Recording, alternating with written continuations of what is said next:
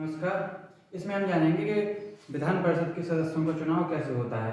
जो विधानमंडल है, जो हर राज्य में एक विधानमंडल होता है, इसका वर्णन आर्टिकल 168 में किया गया है। इसमें बताया गया है कि हर राज्य में कम से कम एक विधानसभा तो होगी, लेकिन अगर कोई राज्य चाहे कि हमें विधान परिषद अपने राज्य में रखनी है तो वो रख सकता है। लेकिन इसकी प्रक्रिया क्या है, कैसे विधान परिषद का कोई अपने राज्य में रखना चाहे तो कैसे उसका गठन होता है, इसकी प्रक्रिया क्या है, और विधान परिषद के जो सदस्य हैं उनका चुनाव कैसे होता है, आज इसमें हम जानेंगे। तो जो 168 आर्टिकल होता है, इसमें विधानमंडल का वर्णन किया गया है।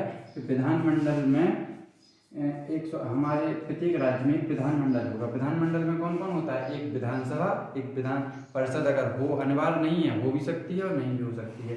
वर्तमान में हमारे देश में केवल 6 राज्य ऐसे हैं जिनमें विधान परिषद का गठन किया गया है: यूपी, बिहार, महाराष्ट्र, कर्नाटक, आंध्र प्रदेश और तेलंगाना।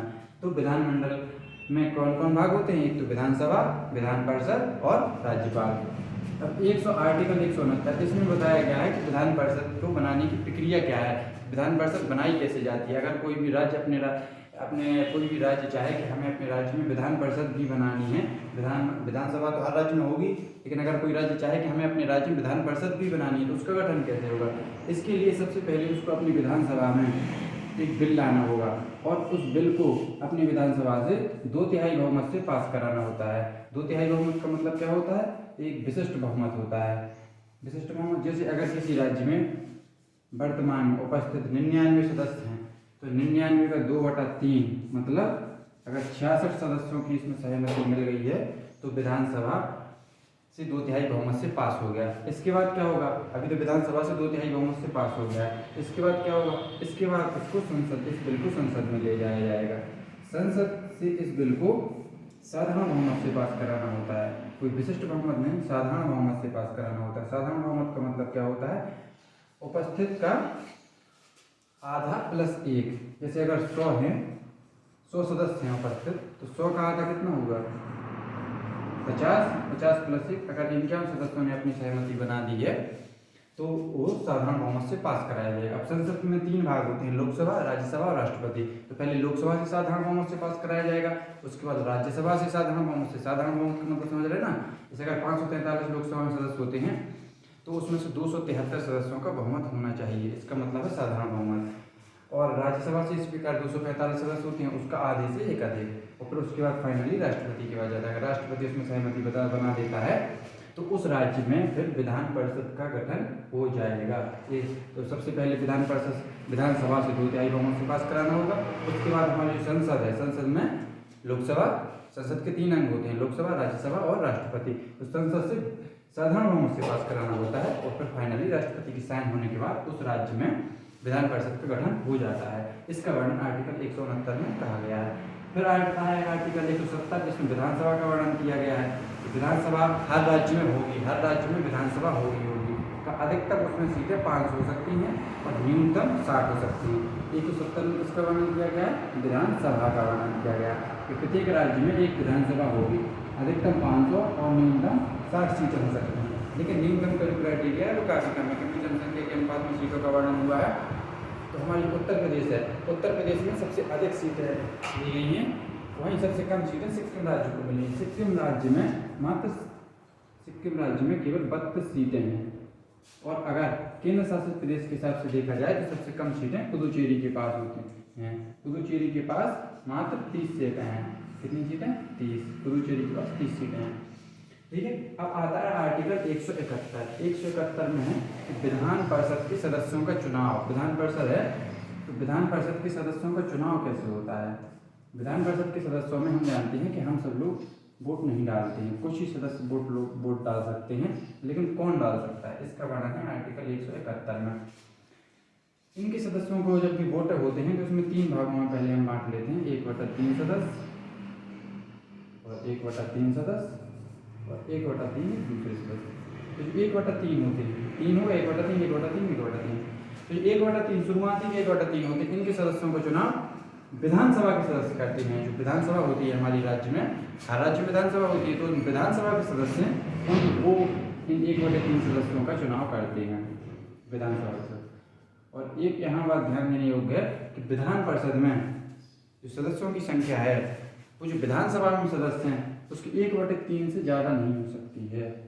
अगर विधानसभा में किसी, जैसे यूपी है तो यूपी की विधानसभा में 403 विधानसभा में सदस्य हैं, तो उसका 1/3 लगभग 125 सदस्य से ज़्यादा नहीं हो सकती है। कि यूपी में कितने सदस्य विधान परिषद में? 100 सदस्य हैं। इसी तरह कोई भी राज्य जिसमें विधानसभा के सदस्यों की संख्या अगर 100 है तो उसमें 33 या 34 से ज़्यादा नहीं हो सकती, 1/3 से ज़्यादा नहीं हो सकती। लेकिन जितने भी सदस्य होंगे, जैसे यूपी में 100 है तो 100 सदस्यों का चुनाव होगा कैसे? तो 100 सदस्यों में से जो हमारे 33 सदस्य हैं उनके सदस्यों का चुनाव कैसे होगा?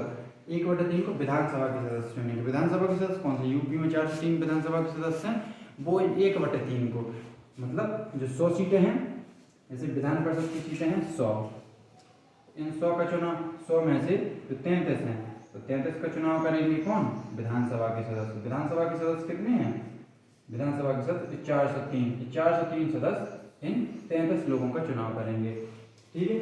अब दूसरे 1/3 आते हैं। अब दूसरे 1/3 आते हैं तो इनके सदस्यों का चुनाव करते हैं हमारी स्थानीय सरकारें। स्थानीय सरकारों में कौन आता है? स्थानीय सरकारें जैसे पंचायत हो गया, नगर पालिका हो गया, नगर निगम हो गया है, और जिला पंचायत हो गया, क्षेत्रीय पंचायत हो गई। जो स्थानीय सरकारें होती है, स्थानीय लेवल, हमारे देश में शक्तियों का वितरण है वो 3 स्तर पर किया गया है। सबसे ऊपर केंद्र स्तर पर, राज्य स्तर पर, स्थानीय स्तर पर। स्थानीय स्तर पर सबसे निचले स्तर पर जैसे हमारे प्रधान हो गए, मेयर हो गए, पार्षद हो गए, जिला पंचायत अध्यक्ष हो गए, तो ये सब मिलकर 1/3 सदस्यों का, जो 1/3 पहले 33 हैं, यूपी की बात करें तो 33 का चुनाव किसने कर लिया? विधानसभा के सदस्यों में। और बाकी 33 का चुनाव किसने कर लिया? स्थानीय सरकारों में। अब और बचे 33। अब इन 33 का चुनाव इनमें बंटवारा होता है। इसमें से 1/6, 1/3 को भी आधा बांटा। तो 1/3 में जो आधे 1/6 हैं, इनका चुनाव करता है राज्यपाल, गवर्नर। गवर्नर चुनाव नहीं करता, इनको मनोनीत करता है। किस आधार पर मनोनीत करता है?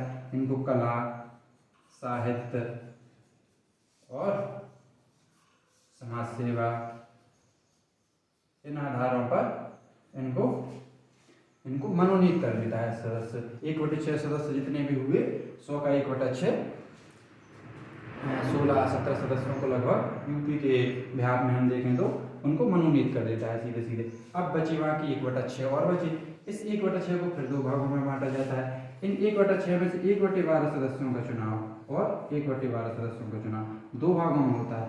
एक भाग होगा जिनका चुनाव टीचर्स लोग करते हैं। टीचर्स कौन होते हैं? जो उस राज्य के माध्यमिक शिक्षक या उच्च माध्यमिक शिक्षक होते हैं, वो इन 1/12 सदस्यों का चुनाव करते हैं। माध्यमिक और उच्च माध्यमिक शिक्षक इन 1/12 सदस्यों का चुनाव करते हैं। और जो शेष 1/12 बचे हैं उनका चुनाव कौन करता है? जो हमारे युवा लोग हैं, जिन्होंने ग्रेजुएशन कर ली है, मतलब जो स्नातक हैं और 3 साल पुराने हैं, जिन्होंने स्नातक किए हुए 3 साल हो गए हैं, तो वो इन 1/12 सदस्यों का चुनाव करते हैं। इस तरह हम विधान परिषद की प्रक्रिया को विधान परिषद के सदस्यों का चुनाव किया जाता है। विधान परिषद के सबसे पहले 1/3 सदस्यों का चुनाव राज्य की विधानसभा के सदस्य करते हैं। जैसे यूपी में 403 है तो 403 लोग इन 1/3 का चुनाव करेंगे। फिर बाकी 1/3 की जो स्थानीय सरकारें होती हैं, ग्राम स्तर पर, क्षेत्रीय स्तर पर, जिला स्तर पर, क्षेत्रीय पंचायत, जिला पंचायत, वो 1/3 सदस्यों का चुनाव करेंगे।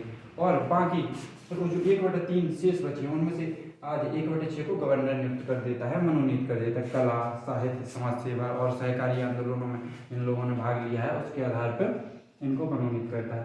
फिर बचे 1/6 का आधा 1/12 जो सदस्य बचते हैं उनका चुनाव टीचर्स लोग कर देते हैं। और जो 1/12 और बचे उनका लोग, जो हमारे युवा स्नातक पास जो उन्होंने कर लिया है, जो 3 साल पुरानी हो गए हैं, उनका चुनाव वो कर देते हैं। आई होप आपको समझ में आ गया होगा। धन्यवाद।